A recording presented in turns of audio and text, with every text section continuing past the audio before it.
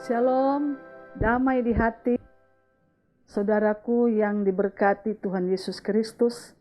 Senang lagi kita berjumpa di hari ini.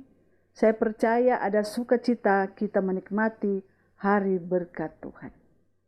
Oleh karena itu, marilah kita isi hari ini dengan belajar firman Tuhan lewat renungan harian keluarga, edisi Senin 13 Maret tahun 2023. Sebelum kita membaca dan merenungkan firman Tuhan, marilah kita berdoa. Ya Bapa kami yang bersemayam dalam kerajaan sorga, pada saat ini kami mengucap syukur dan berterima kasih kepadamu, karena Bapa telah menjaga dan melindungi kami, sehingga kami boleh berada di hari Senin, tanggal 13 Maret 2023 ini, dalam keadaan diberkati. Dan saat ini, kembali kami akan beraktivitas. Kami mohon kepadamu, Engkau bimbing tuntun kami dengan terang firman Tuhan yang akan menjadi pegangan bagi kami dalam perjalanan hidup hari ini. Ampuni segala dosa-dosa kami, Bapa. Perdengarkan suara kebenaran firman. Dalam nama Yesus Kristus. Amin. Marilah bersama-sama jemaat Tuhan, kita akan membuka bagian bacaan Alkitab dalam Injil Lukas, pasalnya yang ke-22, ayat 25 sampai ayat 27. Demikian bunyinya. Yesus berkata kepada mereka, raja-raja bangsa-bangsa memerintah rakyat mereka, dan orang-orang menjalankan kuasa atas mereka disebut pelindung-pelindung. Tetapi kamu tidaklah demikian, melainkan yang terbesar di antara kamu hendaklah menjadi sebagai yang paling muda dan pemimpin sebagai pelayan.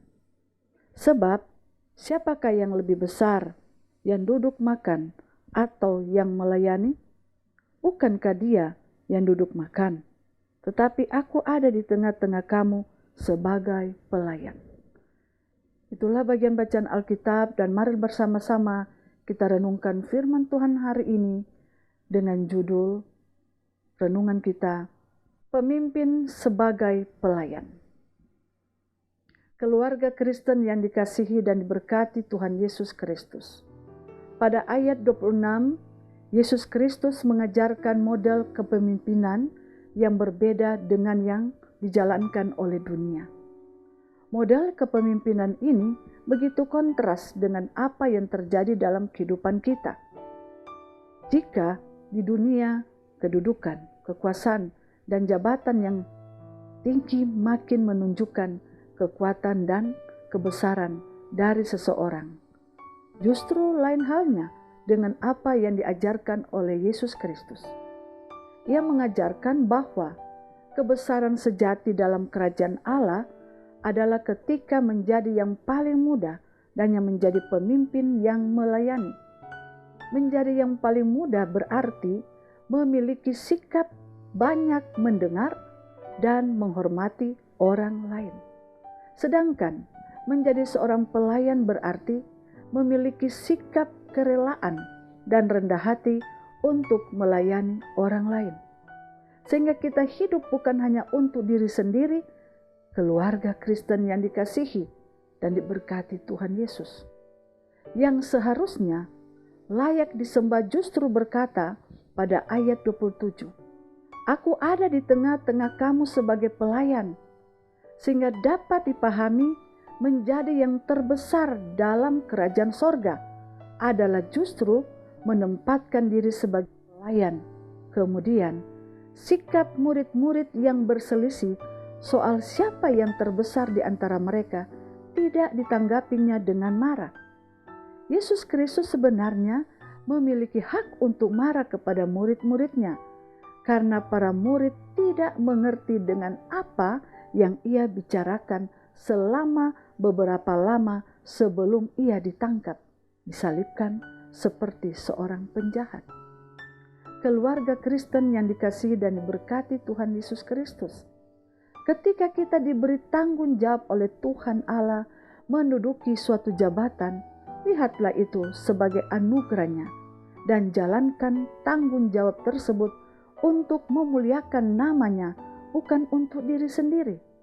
Sebab jika orientasi kita untuk kepentingan sendiri, maka tidak akan mencerminkan pemimpin sebagai pelayan.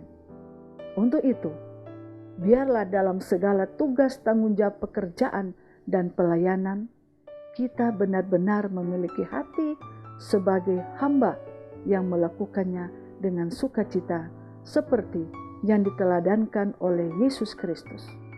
Sehingga kehidupan kita dapat menjadi berkat bagi kita sendiri dan keluarga dan juga bagi banyak orang. Terpujilah nama Tuhan. Amin. Mari kita berdoa.